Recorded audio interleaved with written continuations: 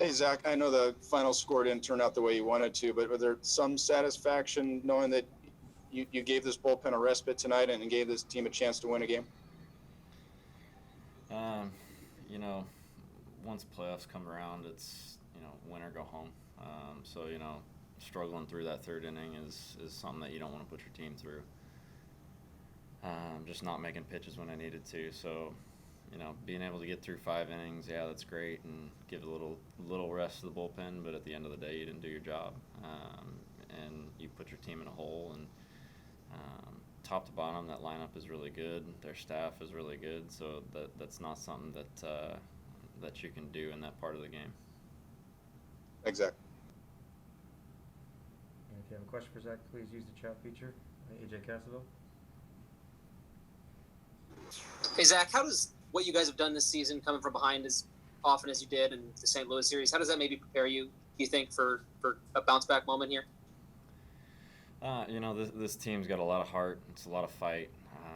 There's a lot of games throughout the season that I remember that, seventh inning on, it's been a great offense. It's been, like I said, a lot of heart. So you're never out of it, but at the same time, you don't want to put your team in that position.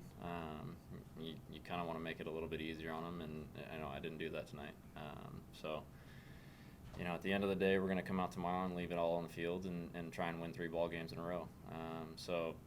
You know, turn the page today and come back tomorrow and try and win another game.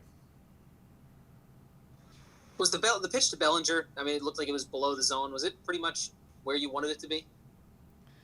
Yeah, that was one that I talked with Nola in between innings. I wanted to start him with a first pitch changeup and down, maybe off the plate a little bit more than I did, but I look back on it was down below the zone, and he was selling out for it, and it was a pitch that he got, and he hit it well, and you tip your hat and you try and move on and try and get outs after that, and limit the damage as much as possible.